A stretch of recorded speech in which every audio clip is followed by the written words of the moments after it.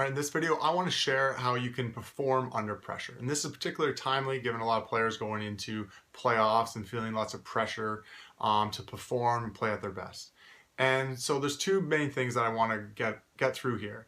And the first is understanding that you don't need to perform well. And often that feeling of need can be really detrimental to your performance. So think of it this way, a lot of coaches and people will say like, this is a must-win game. We need to win. We have to win. This is playoffs and it's so much more important. Well, yes, in a way that's true. But what happens if you lose? Is it the end of the world? Is the world going to end? You really need to win? Like, no, you don't need to.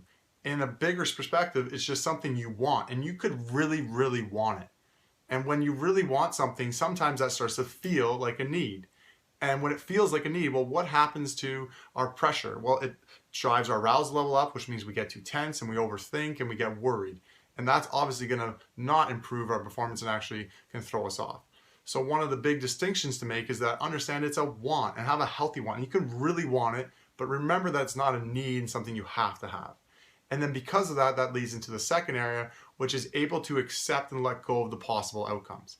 And so clearly there's a possibility that you might lose. I wish I could tell everybody you will all win and you're all going to be great and get all the outcomes you want. But I can't tell you that. And so you can't be telling yourself that. And you can't have this perception that, oh, we will win and we should win, etc. That's an inflated expectation and self-image, which is not going to help. It's going to actually cause more tension and worry. And so there's always a chance that you're human. You're going to make mistakes. So you have to accept and let that go. And that's, and you can't do that if you don't have it's a want. If it's a need, you're going to feel unacceptable to lose or to not play well.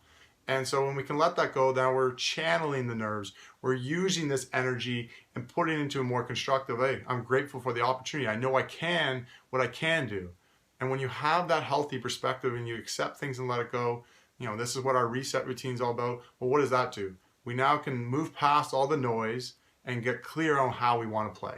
And we get dialed into the focus, and therefore we're performing under pressure because we're at our optimal arousal level versus being like, oh, this is so much more important and I need to be at my best, and you're actually throwing you off and you're too worried about all the noise, all the context, because your game is the same.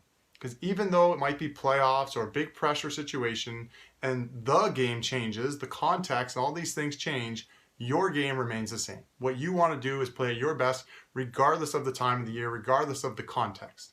And so when you can let that go and have a healthy perspective, remember it's something you really want, and there's nothing wrong with really, really, really, really wanting it. That's the way I was as an athlete. There's a lot of athletes that are like that.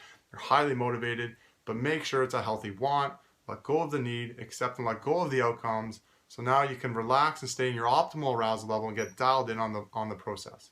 All right, so love to hear any of your tips and on these tips, your feedback on these tips, and if you have any questions. All right, enjoy yourself out there. We'll see you soon.